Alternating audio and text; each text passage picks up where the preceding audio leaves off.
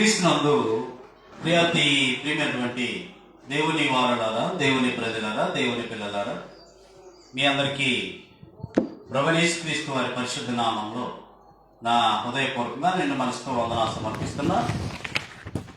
మీ అందరూ కూడా మంచి ఆయుష్ ఆరోగ్యాలతో వర్ధిల్లాలని, మీ కుటుంబంలన్నీ కూడా బాగుండాలని మీ అందరి కోసం ప్రతిరోజు కూడా ప్రార్థన చేస్తున్నాం. అదేవిధంగా మీ అందరి ప్రార్థన వలన, దేవుని దయ వలన దేవుడు నాకు మరొక అవకాశం అనుగ్రహించిన దాన్ని బట్టి దేవుడికి కృతజ్ఞతాస్తుతులు సమర్పిస్తూ మీ అందరికీ మరోసారి నా హృదయపూర్వకంగా నేను మనసుతో వందనాలు సమర్పిస్తున్నా. ఈరోజు అనగా 2026వ సంవత్సరము మార్చి నెల 15వ తారీఖు ఆదివారంలో మనం ఉన్నాం. మరి సమయంలో తండ్రి అయిన దేవుని అనాది సంకల్పము రెండో భాగాన్ని నేర్చుకోవడానికి ప్రయత్నం చేద్దాం. తండ్రి అయిన దేవుని అనాది సంకల్పము రెండో భాగాన్ని నేర్చుకోవడానికి ప్రయత్నం చేద్దాం. గడిచిన తరగతిలో తండ్రి అయిన దేవుడు కాలాలకు అతీతుడని, క్రీస్తు బలి తండ్రి అనాది సంకల్పమని, క్రీస్తు జగత్తు పునాది వేయబడక మునిపే నియమింపబడినని, క్రీస్తును తండ్రి మన కొరకు అనుగ్రహించినని, క్రీస్తును రక్తం చిందించుట కొరకు అప్పగించనని, దేవుడు మనపై ఉన్న ప్రేమను వెల్లడిపరిచాడు అని, దేవుడు తన సమాచారం తెలియజేసి ఉన్నాడని, జగదుత్పత్తి మొదలుకొని వధింపబడి ఉన్న గొర్రెపిల్లని తండ్రి అయిన దేవుడు క్రీస్తు బలిని నిర్ణయించాడని, క్రీస్తు రాకడను నిర్ణయించాడని, క్రీస్తు వారు లోకానికి ఎప్పుడు రావాలో, ఎప్పుడు మరణించాలో క్రీస్తు రాకడను నిర్ణయించానని, క్రీస్తు మరణాన్ని నిర్ణయించానని, క్రీస్తు యొక్క పట్టాభిషేకాన్ని నిర్ణయించానని మనం గ్రంథంలో గడిచిన తరగతిలో మనం నేర్చుకున్నాం. మరి ఈ సమయంలో క్రీస్తు బలి మనకు విమోచనకు సంబంధించినది అనే రెండో భాగాన్ని నేర్చుకోవడానికి ప్రయత్నించారు. క్రీస్తు బలి మనకు విమోచనకు సంబంధించినది. వాస్తవానికి జాగ్రత్తగా ఆలోచన చేసినట్లయితే క్రీస్తు బలి వలన మనుషులందరికీ కూడా, భూమి మీద ఉన్న ప్రతి ఒక్క మనిషికి కూడా విమోచనకు సంబంధించింది. వాస్తవానికి ఆలోచన చేసినట్లయితే పాపము నుండి విమోచించడానికై, పాపముల నుండి విమోచించడానికై దేవుడు క్రీస్తు బలి జరిగించాడని, మనకు విమోచనకు సంబంధించిందని గ్రంథంలో మనం జాగ్రత్తగా ఆలోచన చేసినట్లయితే ఎఫెసీ పత్రిక 1వ అధ్యాయం 7వ వచనంలో, ఎఫెసీ పత్రిక 1వ అధ్యాయం 7వ వచనంలో, దేవుని కృపా మహాదైశ్వర్యమును బట్టి ఆ ప్రియుని యందు ఆయన రక్తం వలన మనకు విమోచనము, అనగా మన అపరాధములకు క్షమాపణ మనకు కలిగి ఉన్నది. కాలము సంపూర్ణమైనప్పుడు జరగవలసిన ఏర్పాటును బట్టి ఆయన తన దయా సంకల్పం చొప్పున తన చిత్తమును గూర్చి మర్మమును మనకు తెలియజేసి, మనకు సంపూర్ణమైన జ్ఞాన వివేచన కలుగుటకు ఆయన కృపను మన ఎడల విస్తరింపజేశాడు. ఈ సంకల్పమును బట్టి జాగ్రత్త గమనించినట్లయితే, ఈ సంకల్పమును బట్టి ఆయన పరలోకములో ఉన్నవే గాని, భూమి మీద ఉన్నవే గాని సమస్తమును క్రీస్తునందు ఏకముగా సమకూర్చవలని తనలో తాను నిర్ణయించుకుని అలాగా జరిగించడం అనేది మనం చూస్తాం. వాస్తవానికి పాపముల నుండి విమోచన, క్రీస్తు బలి మనకు విమోచనకు సంబంధించింది. పాపము నుండి ఎవరైనా సరే పాపములు పోవాలి అంటే, పాపము నుంచి బయటికి రావాలంటే యేసుక్రీస్తు వారి రక్తంలో కడగబడాల్సిందే. ఇంకా మార్కు సువార్తలో 10వ అధ్యాయం 45వ వచనంలో, మార్కు సువార్త 10వ అధ్యాయము 45వ వచనాన్ని జాగ్రత్తగా ఆలోచన చేసినట్లయితే, మనిషి కుమారుడు పరిచారణ చేయించుకున్నటకు రాలేదు గాని పరిచారణ చేయుటకును అనేకులకు ప్రతిగా విమోచన క్రయధనముగా తన ప్రాణమును ఇచ్చుటకు వచ్చెను. తన ప్రాణమును ఇచ్చుటకు వచ్చెనను.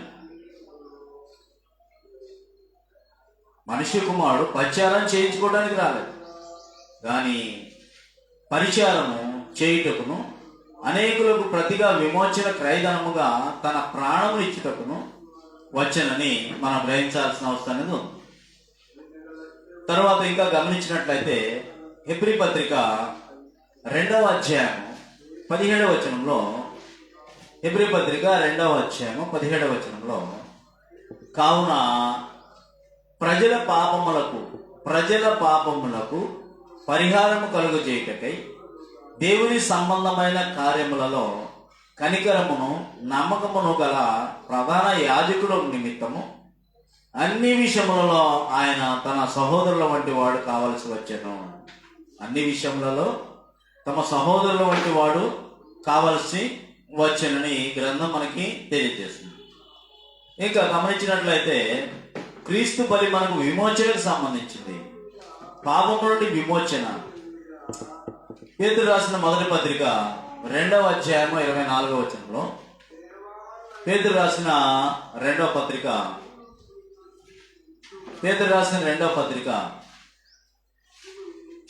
మొదటి పత్రిక 2వ అధ్యాయం 24వ వచనంలో, పేతురు రాసిన మొదటి పత్రిక 2వ అధ్యాయం 24వ వచనాన్ని జాగ్రత్తగా గమనించినట్లయితే, మనము పాపముల విషయమై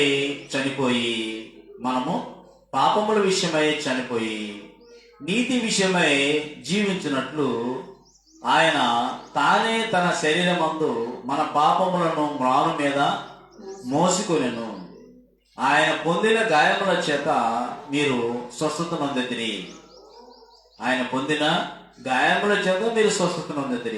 మీరు గొర్రెల వలె దారి తప్పిపోతిరి గాని ఇప్పుడు మీ ఆత్మల కాపరియు అధ్యక్షుడైన ఆయన వైపునకు మళ్ళీ ఉన్నారు అంటున్నాడు కదా.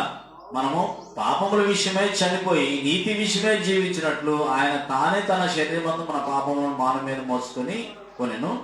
ఆయన పొందిన గాయముల చేత మీరు స్వస్థత నొందితిరి. మీరు గొర్రెల వలె దారి తప్పిపోతిరి కానీ ఇప్పుడు మీ ఆత్మలను కాపరియు అధ్యక్షుడైన ఆయన వైపుకు మళ్ళీ ఉన్నారు అని ఇక్కడ తెలియజేస్తారు.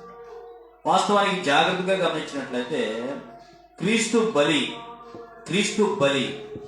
తండ్రి దేవుని అనాది సంకల్పం ఏంటంటే, క్రీస్తు బలి మనకు విమోచనకు సంబంధించింది. ఎవరో విమోచన పొందారని కాదు, ఎవరో రక్షణ పొందారని కాదు. నిజమైన ఆనందం ఎప్పుడు వస్తుంది? నీలో నాలో ఎప్పుడు వస్తుంది? నిజముగా నీవు నేను రక్షణ పొందినప్పుడు, నిజముగా ఆ పాపము నుండి విమోచన కలిగినప్పుడు. ఎవరో ఇల్లు కట్టుకుంటే నీకు సంతోషం కాదు కదా, ఎవరో పెళ్లి చేసుకుంటే నీకు సంతోషం కాదు కదా, ఎవరికో ఉద్యోగం వస్తే నీకు సంతోషం కాదు కదా. ఎవరికి ఉద్యోగం వస్తే సంతోషం? నీకు ఉద్యోగం వస్తే నీకు సంతోషం. నువ్వు ఇల్లు కట్టుకుంటే నీకు సంతోషం, నీకు పిల్లలు కలిగితే నీకు సంతోషం, నీవు అభివృద్ధి నొందుతుంటే నీకు సంతోషం, నీ కుటుంబానికి సంతోషం కదా. అలాగనే క్రీస్తు బలి మనకు విమోచనకు సంబంధించింది. ఎవరో విమోచన పొందారంటే అది నీకేం లాభం లేదు. నీకెప్పుడంటే ఎవడైనాను క్రీస్తు నందు ఉన్న ఎడల, కొరింథీయులకు రాసిన పత్రికలో జాగ్రత్తగా గమనించినట్లయితే, కొరింథీయులకు రాసిన పత్రిక 2వ పత్రిక 5వ అధ్యాయము 17వ వచనంలో, కొరింథీయులకు రాసిన 2వ పత్రిక 5వ అధ్యాయం 17వ వచనంలో, ఎవరో రక్షణ పొందారు, ఎవరో బాప్తిస్మం తీసుకున్నారంట, ఎవరో విమోచింపబడ్డారంటే నీకు సంతోషం ఏమి కాదు. కానీ దేవుని దూతలు కూడా సంతోషపడతారు. నీకెప్పుడంటే సంతోషము గమనించినట్లయితే కొరింథీయులకు రాసిన 2వ పత్రిక 5వ అధ్యాయము 17వ వచనంలో, కాగా ఎవడైనా సరే పలానా జాతి లేదు, పలానా మతం లేదు, పలానా క్యాస్ట్ లేదు, ఫలానా దేశం లేదు, ఏ దేశం వారైనా ఎవరైనా సరే, కాగా ఎవడైనా క్రీస్తు నందు ఉన్న ఎడల వాడు నూతన సృష్టి, పాతవి గతించను, ఇదిగో కొత్త భయం. ఎలాంటి వాడమైనా సరే, ఎలాంటి దానమైనా సరే, ఇంతకు ముందు లోకం ఎప్పుడైతే నువ్వు క్రీస్తు లోనికి ఎంట్రీ ఇస్తావో, ఆయన శరీరంలోకి ఎప్పుడైతే ఎంటర్ అవుతావో, ఆయన నామము లోపలికి ఎప్పుడైతే వస్తావో, మన శరీరం, మన బ్లడ్ ఏ విధంగా పైకి కిందికి ఏ విధంగా ప్రచురిస్తుందో, ఆయన శరీరంలో ఆయన బ్లడ్ ప్రచురం అవుతుంది. కాబట్టి ఆ బ్లడ్ ద్వారాగా నీవు దేవుని యొక్క వాక్యాన్ని విని తాకుతుంది. ఆ రక్తం నిన్ను తాకుతుంది. ఆ తాకటం వల్ల ఆ చెడు తలంపులు పోయి మంచి తలంపులు వస్తాయి, మంచి ఆలోచనలు వస్తాయి, మంచి ఉద్దేశాలు వస్తాయి. అందుకనే కాదా ఎవడైనా క్రీస్తు నందు ఉన్న ఎడల వాడు నూతన సృష్టి, పాతవి గతించి. పాతవి ఎన్ని చేసింటావు, పాత ఫుల్ స్టాప్ పెట్టేస్తావు నీ అంతటి. ఎవరు కూడా 100 మంది చెప్పినా ఎవరు వినరు, కానీ తనంతటి తానికి కలగాల, తనంతటికి తానికి కలగాల. నేను కుడి ఎడమకు తొలగి ఉన్నాను ఇంతకు ముందు, ఇప్పుడు సత్యంలోనికి రావాలి, క్రీస్తు నందు ఉండాలి అని ఎవరైతే నిర్ణయించుకొని ఒక మంచి తీర్మానంతో క్రీస్తులోనికి, క్రీస్తు శరీరంలోకి ఎంటర్ అయి అవుతారో, కాగా ఎవడైనా క్రీస్తు నందు ఉన్నాడో వాడు నూతన సృష్టి, పాతవి గతించిన, ఇదిగో కొత్త వాయను. ఆ విధంగా క్రీస్తు బలి మనకు విమోచనకు సంబంధించింది. ఎవరో విమోచింపబడితే నీకు నాకు లాభం ఏం లేదు, కానీ నీవెప్పుడైతే విమోచింపబడతావో, ఆ రక్తం ద్వారా కడగబడతావో, వాక్యాన్ని విశ్వసించి నమ్మడం అంటే, సువార్త అంటే, ప్రభనేసి క్రీస్తు వారు చనిపోయాడు, సమాధి చేయబడ్డాడు, తిరిగి లేచాడని నీవు నమ్మితే చాలు. నీ హృదయంలో విశ్వసించి నీ నోటితో ఒప్పుకుని నమ్మి బాప్తిసం తీసుకున్న వాడు రక్షింపబడను, నమ్మని వానికి శిక్ష విధించబడని దేవుని యొక్క వాక్యం తెలియజేస్తుంది. ఆయన అన్నది అన్నట్టుగా ఖచ్చితంగా జరుగుతారు. ఎందుకంటే మత్తయి సువార్తలో ఒక మాట అంటాడు, ఈ భూమి మీద కానీ పరలోకంలో కానీ ఏదైనా సరే అన్నవి అన్నట్టుగా ఖచ్చితంగా జరుగుతుందని కదా. ఆయన ఏదైనా సరే చూడండి, మత్తయి సువార్త 25వ అధ్యాయము 35వ వచనంలో, మత్తయి సువార్త 24వ అధ్యాయము, క్షమించండి, మత్తయి సువార్త 24వ అధ్యాయం 35వ వచనంలో, ఆకాశము భూమియు గతించును గాని నా మాటలు ఏమాత్రము గతింపవు. అయితే అంచెదినమున గూర్చియు ఆ గడియను గూర్చి తండ్రి మాత్రమే ఎరుగును గాని ఏ మనుషుడైన పరలోకమందుల దూతులైనను కుమారుడైనను ఎరుగరు. నోవహు దినములో ఎలాగుండెనో మనిషి కుమారుడు రాకడియు అలాగే ఉండును. జల ప్రళయమును ముందటి వరకు దినములలో నోవహు ఓడలోకి వెళ్ళిన దినము వరకు వారు తినుచు త్రాగుచు పెళ్లి చేసుకొనుచు పెళ్లికిచ్చుచుండిరి. జల ప్రళయం వచ్చి అందరినీ కొట్టుకొని పో వరకు కూడా ఎరుగకపోయి, అలాగనే మనిషి కుమారుడు రాకడ ఉండును. 42వ వచనం, కావున ఏ దినమున మీ ప్రభు వచ్చునో మీకు తెలియదు కనుక మెలకువగా ఉండండి. ఏ జామున దొంగ వచ్చునో ఎవరికి తెలియదు కదా. వాళ్ళ ఈరోజు వస్తాడంటే జాగ్రత్త పడతారు. కాబట్టి మీరు అనుకోని గడియలో మనిషి కుమారుడు వచ్చును గనుకనే మీరు సిద్ధపడి ఉండే అంటున్నాడు కదా. కాబట్టి జాగ్రత్తగా ఆలోచన చేసినట్లయితే క్రీస్తు బలి మనకు విమోచనకు సంబంధించింది. చాలా విషయాలు ఉన్నాయి. రోమీయులకు రాసిన పత్రిక 8వ అధ్యాయం 1వ వచనంలో, రోమీయులకు రాసిన పత్రిక 8వ అధ్యాయం 1వ వచనంలో జాగ్రత్తగా ఆలోచన చేసినట్లయితే ఎవడైనా క్రీస్తు నందుంటే శిక్షే లేదంటున్నాడు. కాగా ఇప్పుడు క్రీస్తు యేసు నందున్న వారికి, కాబట్టి ఇప్పుడు క్రీస్తు యేసు నందు ఉన్న వారికి ఏ శిక్షా విధి లేదంటున్నాడు. ఏ శిక్షా విధి, శిక్ష ఎత్తేస్తానంటున్నాడు.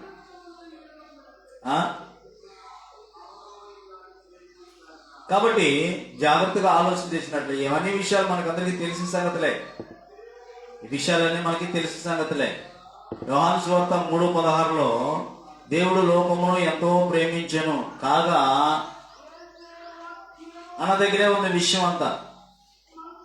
యోహాను సువార్త 3:16 దేవుడు లోకమును ఎంతో ప్రేమిస్తాడు కాగా ఆయన తన అద్వితీయ కుమారునిగా పుట్టిన వారి యందు విశ్వాసముంచు ప్రతివాడు నశింపక నిత్యజీవం పొందినట్లు ఆయనను మాకు అనుగ్రహించెను.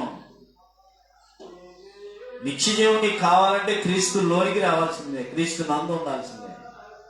ప్రభువా ప్రభువా అని పిలిచి ప్రతివాడు పరలోక రాజ్యం చేరడు కానీ తండ్రి చిత్త ప్రకారం చేయవాడే చేరునని తెలియజేస్తుంది. మత్తయి సువార్త 7:20. లూకా 6:46 కూడా నేను చెప్పిన మాటల ప్రకారం మీరు చేయక ప్రభువా ప్రభువా నన్ను పిలవటం దేనికే అంటున్నాడు.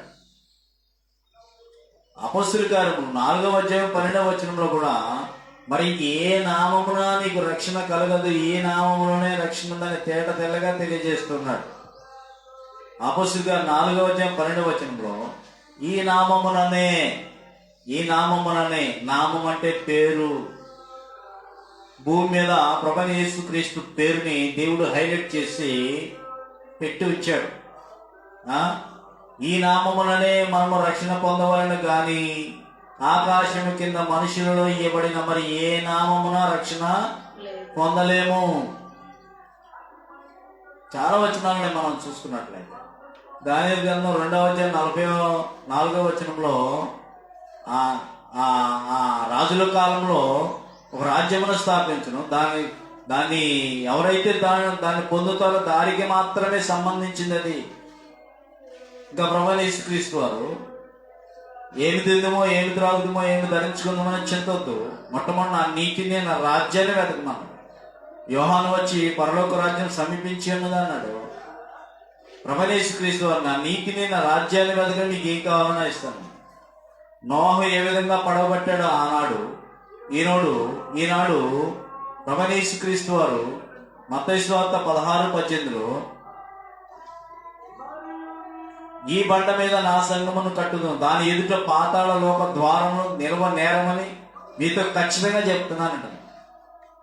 ఇన్ని విషయాలు మన కళ్ళ ముందు కనబడుతున్నాయి.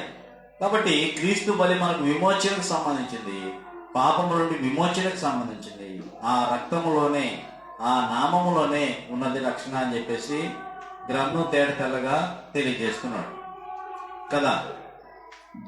ఇంకా రోమీయులకు రాసిన పత్రికలో కూడా ఆలోచన చేసినట్లయితే 1:20-21-22 ఆయన అదృశ్య లక్షణము అనగా ఆయన నిత్య శక్తి దైవత్వమును జగదుత్పత్తి మొదలుకొని సృష్టింపబడిన వస్తువులను ఆలోచించడం వల్ల తేటపరుచుతున్నారు కనుక వారు నిరంతరులై ఉన్నారు.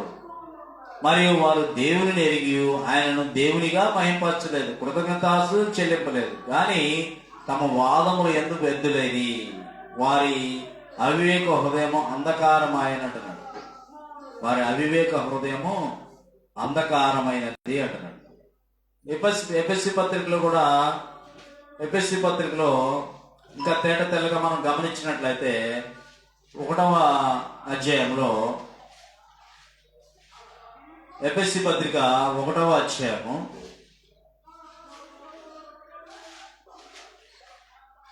20వ వచనం నుంచి గమనించినట్లయితే ఆయన బలాతిశయము చేత క్రీస్తును మృతుల్లో నుండి లేపి సమస్తమైన ఆధిపత్యము కంటెను, అధికారము కంటెను, శక్తి కంటెను, ప్రభుత్వము కంటెను ఈ యుగమునందు మాత్రమే కాక రాబోయే యుగమునందు పేరు పొందిన ప్రతి నామము కంటే, ఎంత పేరు పొందినా సరే, ఏ నామం ఉన్నా సరే, పేరు పొందిన ప్రతి నామము కంటే దానిపైన ఎంతో హెచ్చుగా పరలోకమునందు ఆయనను తన కుడి పార్శ్వమునందు కూర్చుండబెట్టుకొని ఉన్నాడు.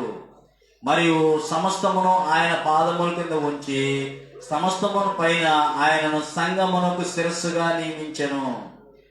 ఆ సంఘము, ఆ శరీరము సమస్తమును పూర్తిగా నింపుచున్న వాని సంపూర్ణత అయి ఉన్నది కదా. ఆనాడు అపొస్తలులు నడిచి వెళుతుంటే ఆయన నీడ మా మీద పడితే చాలు బాబు, ఎటువంటి వ్యాధైనా పోతుందని వెంపర్లాడుతూ పరుగులు తీసేవాడు. ఆయన నీడ పడితే చాలు కదా. అదేవిధంగా క్రీస్తుని భూమి మీద సంగమునకు శిరస్సుగా నియమించాడు. దాని లోపలికి వస్తే నీకు నూతన సృష్టి అంటున్నాడు. ఇదిగో పాతవి గతించింది, ఇదిగో కొత్త వాయని అంటున్నాడు.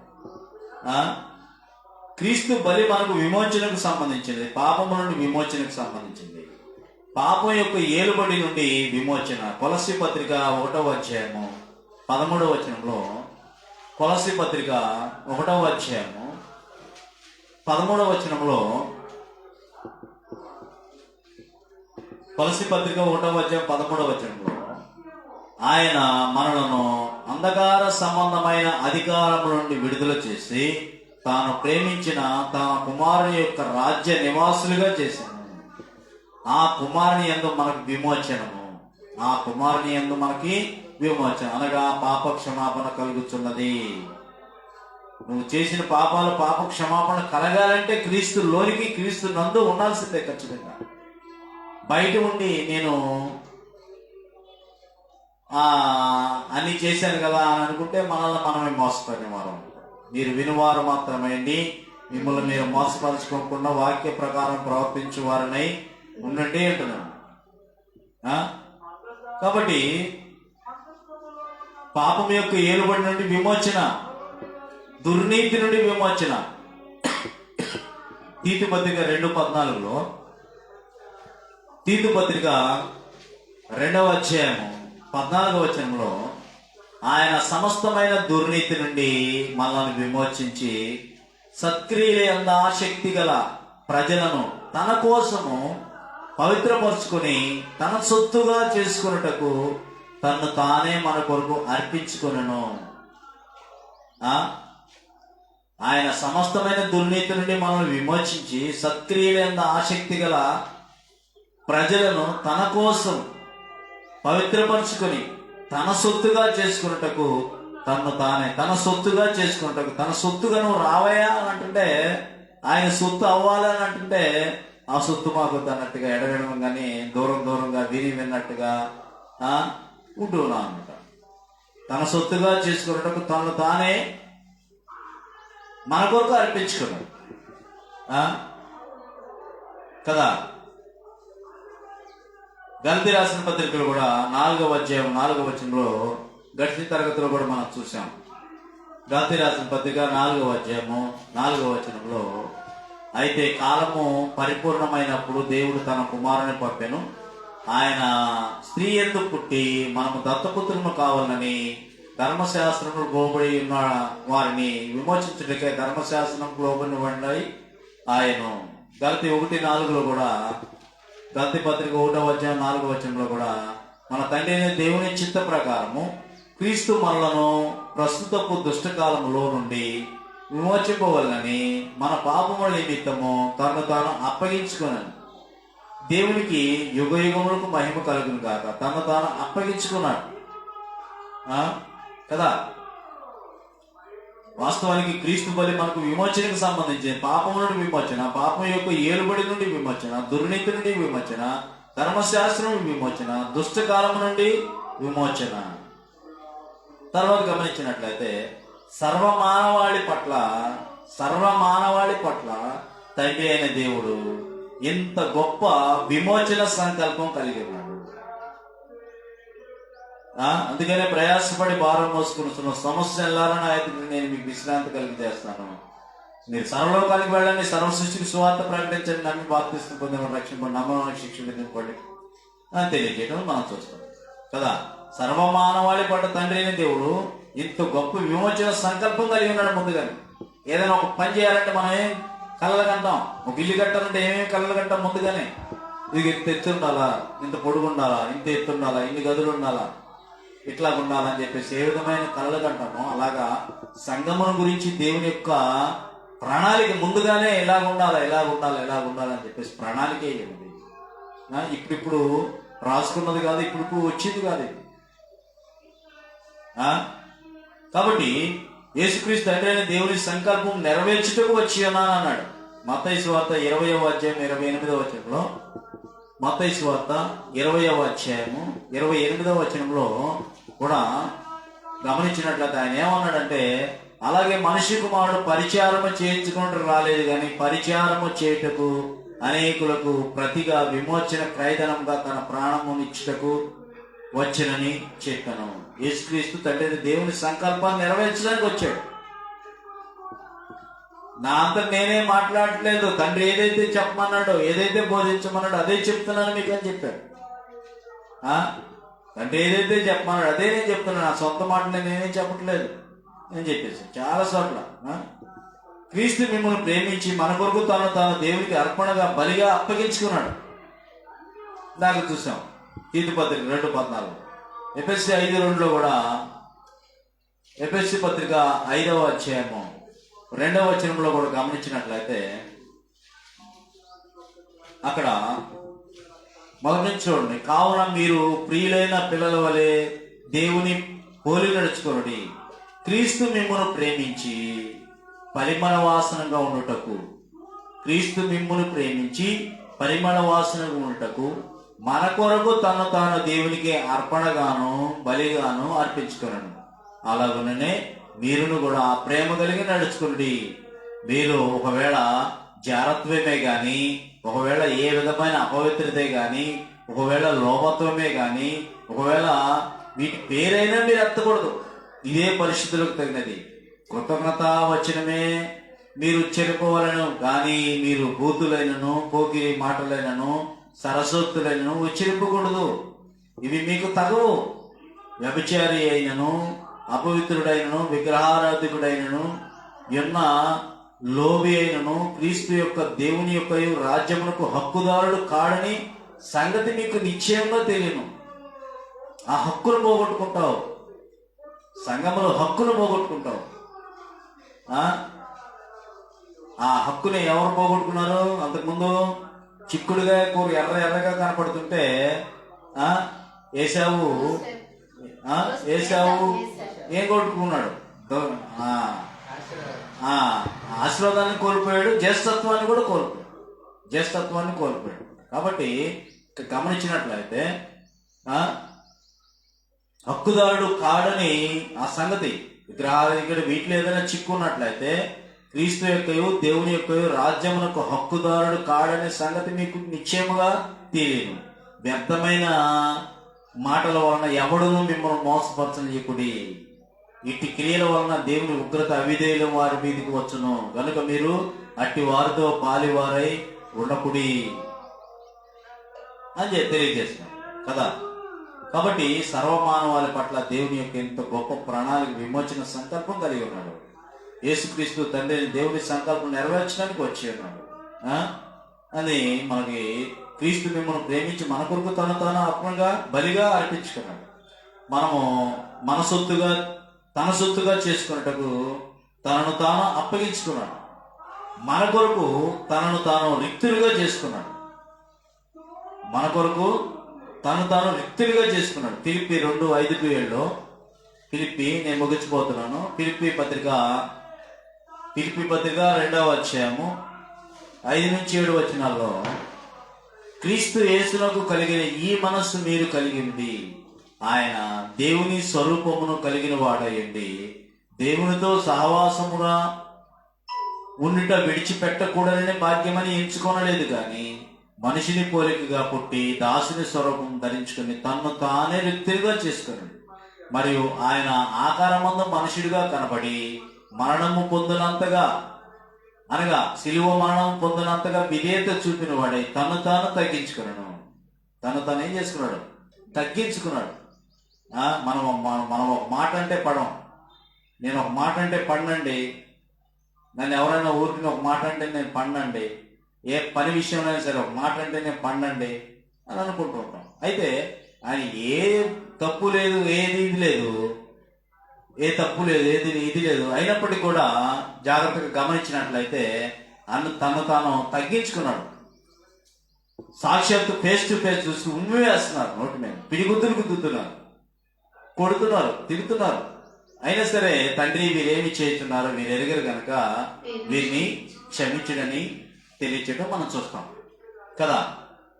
కాబట్టి జాగ్రత్తగా గమనించినట్లయితే మనము తన సొత్తుగా చేసుకున్నాడు, తాను అప్పగించుకున్నాడు. మన కొరకు తాను రిక్తులుగా చేసుకున్నాడు. తనను తాను నిర్దోషిగా దేవునికి అప్పగించుకున్నాడు. తాను నిర్దోషిగా దేవునికి అప్పగించుకున్నాడు. హెబ్రీ పత్రిక 9:14, హెబ్రీ పత్రిక 9వ అధ్యాయము 14వ వచనం జాగ్రత్తగా గమనించినట్లయితే, హెబ్రీ పత్రిక 9వ అధ్యాయము 14వ వచనంలో నిత్యుడగు ఆత్మ ద్వారా తను తాను దేవునికి నిర్దోషినిగాను అర్పించుకొనిన క్రీస్తు యొక్క రక్తము నిర్జీవ క్రియలను విడిచి జీవము గల దేవుని సేవించుటకు మీ మనస్సాక్షిని ఎంతో ఎంతో ఎక్కువగా శుద్ధి చేయను. ఈ హేతువు చేత మొదటి నిబంధన కాలంలో జరిగిన అపరాధం నుండి విమోచన కలుగుటకై ఆయన మరణం పొందినందున పిలువబడిన వారు నిత్యమైన స్వాస్థ్యము గురించి వాగ్దానము పొంది నిమిత్తము ఆయన క్రొత్త నిబంధనకు మధ్యవర్తి అన్నాడు అని తెలియజేస్తున్నాడు కదా. కాబట్టి ఇటువంటి సందర్భంలో యేసుక్రీస్తు ఎవరికంటే గొప్పవాడు అంటే హెబ్రీ 2:14 కూడా, అదే హెబ్రీ పత్రిక 2వ అధ్యాయం 14వ వచనంలో కూడా ఒక మాట గమనించినట్లయితే అక్కడ, కాబట్టి ఆ పిల్లలు రక్త మాంసము గలవారై ఉన్నందున ఆ ప్రకారమే మరణము యొక్క బలము గలవాన్ని అనగా అపవాదిని మరణము ద్వారా నశింపజేయటకు జీవిత కాలమంతా మరణ భయము చేత దాస్యముకు లోబడిన వారిని విడిపించుటకును ఆయన కూడా రక్త మాంసంలో పాల్గొడాయను. ఎలాగనగా ఆయన ఎంత మాత్రమో దేవదూతల స్వభావం ధరించుకొనక అబ్రహాము సంతాన స్వభావం ధరించుకుని ఉన్నాడు. కావున ప్రజల పాపములకు పరిహారము కలుగుటకే దేవుని సంబంధమైన కార్యములలో కనికరము నమ్మకం గల ప్రధాన యాజకుడకు నిమిత్తము అన్ని విషయములలో ఆయన తన సహోదరుల వంటి వాడు కావలసి వచ్చెను.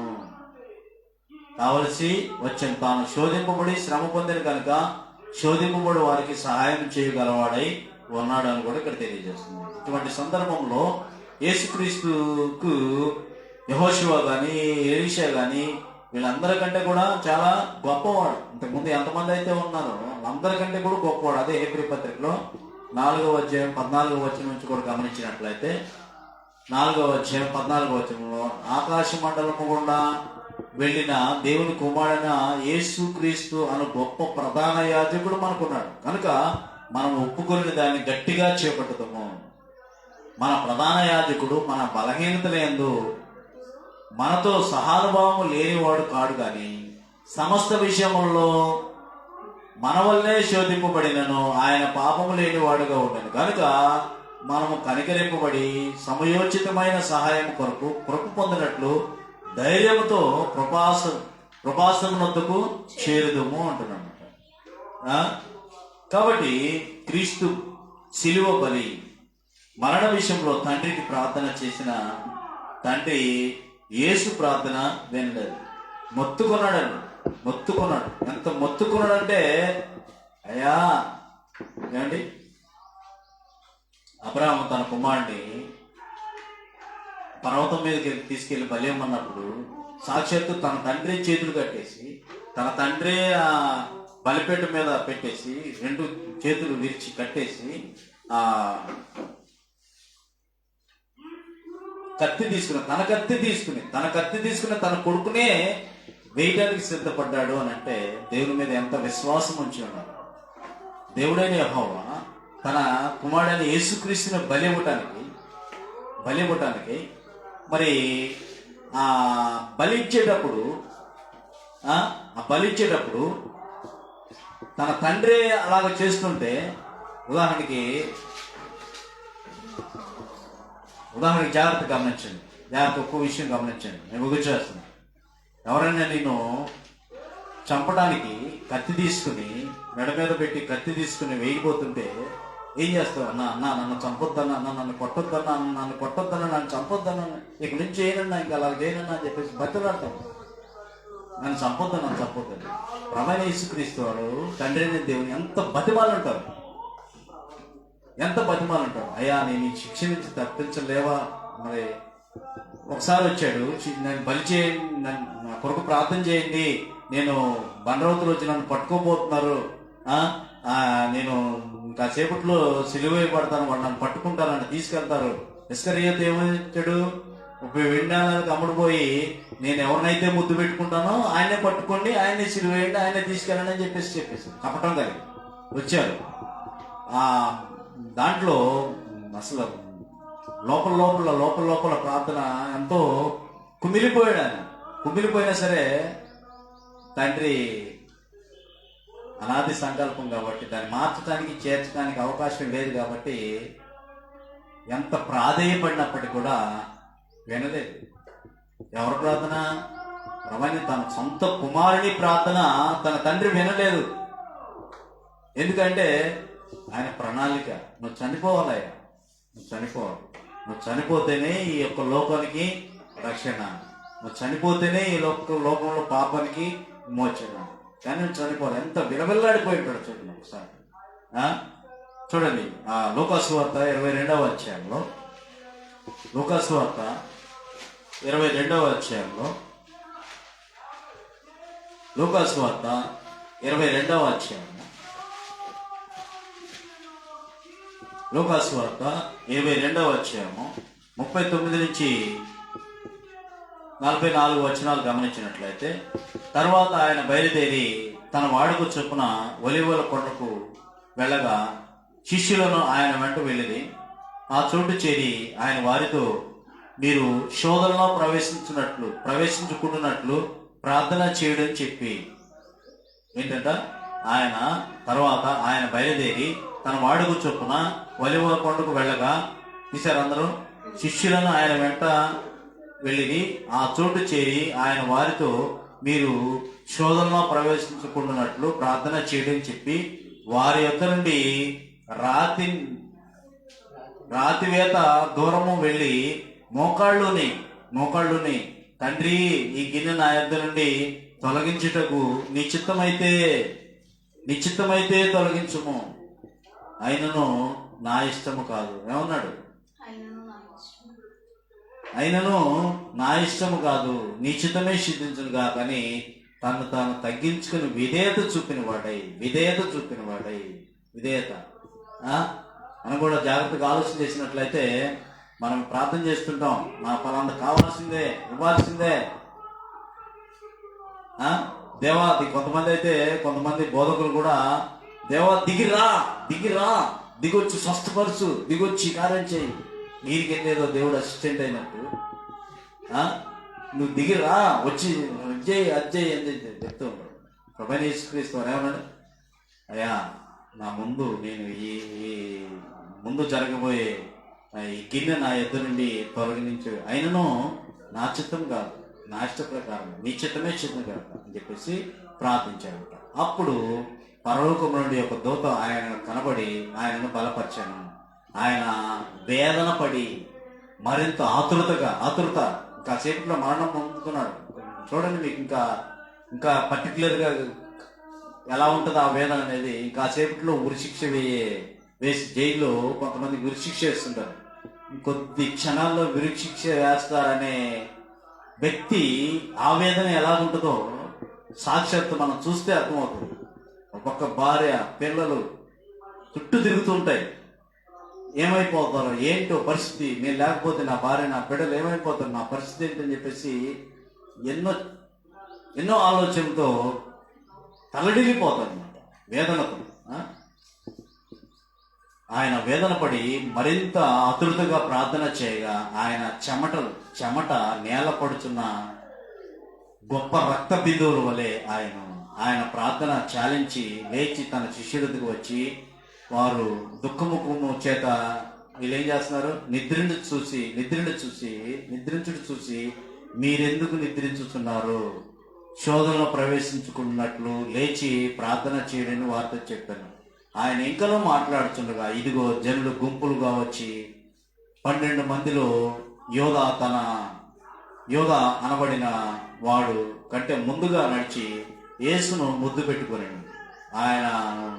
ఆయన యొద్దకు రాగా యేసు, యోధా, నీవు ముద్దు పెట్టుకుని మనిషి కుమారుని అప్పగించుతున్నావా అని వానితో అనగా ఆయన చుట్టూ ఉన్నవారు జరగబోదాన్ని చూసి, ప్రభువా, కత్తితో నరుగుదుమా అని దుడుకు అని అడిగి, అంతలో యేసు ప్రధాన యాజకుడు కుమారుని దాసుని కొట్టి వాని కుడి చెవి నరికేశాడు. మళ్ళీ అయితే యేసు మళ్ళీ దాన్ని పట్టుకుని మళ్ళీ అంటించి బాగుపరిచాడు. వాడు జరగాల్సింది ఇది. పేతురు కూడా ఇది జరుగుతుంది అని చెప్పేసి పేతురు వీళ్ళందరు శిష్యులతో నన్ను యెరూషలేము తీసుకెళ్తారు, నన్ను పట్టుకుంటారు, నన్ను నిందలు మోపుతారు, అబద్ధ సాక్ష్యాలు పెడతారు, నన్ను సిలువెక్కిస్తారు, నన్ను చంపేస్తారు, ఇట్లాగ నేను చనిపోతాను అని చెప్తుంటే, ప్రభా అవన్నీ మీకు జరగకూడదు, మీకు జరగకూడదు అట్లాంటి అని పేతురు వెనక సాతానా వెనకబొమ్మని పేతుడిని అన్నట్లుగా కూడా మనకి చూస్తాం కదా. కాబట్టి క్రీస్తు శిలువ బలి మరణం విషయంలో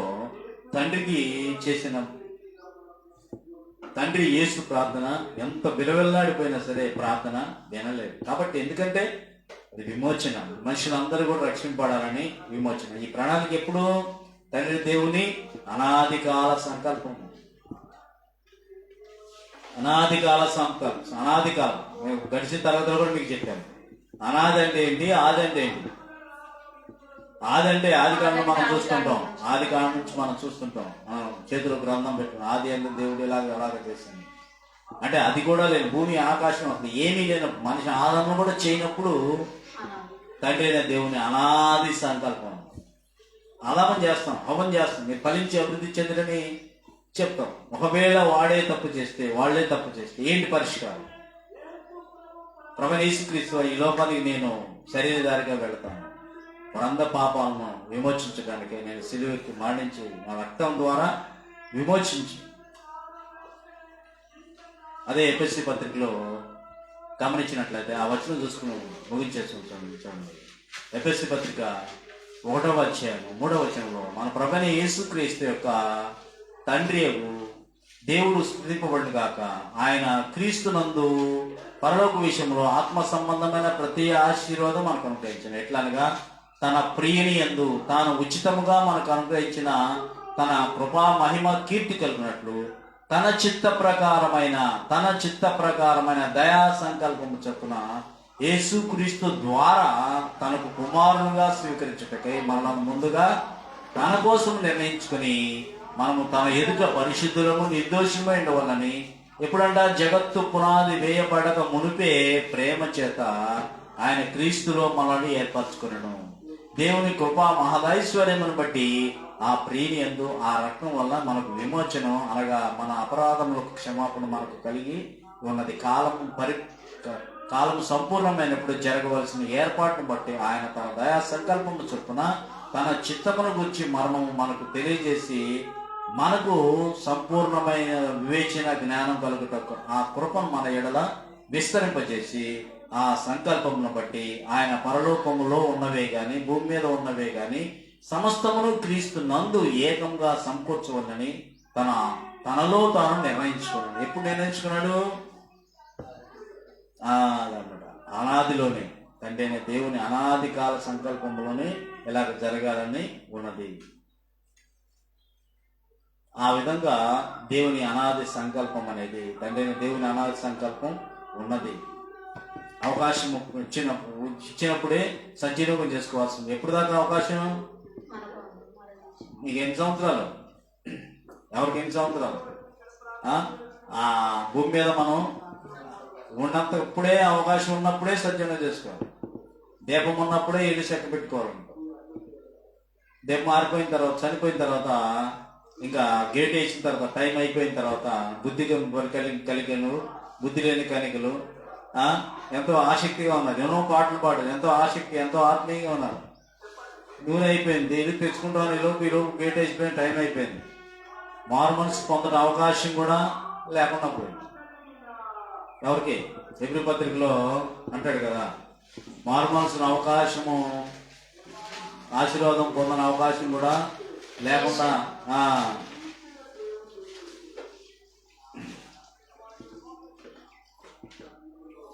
హెబ్రీ పత్రిక 12వ అధ్యాయం 15-16 వచనం.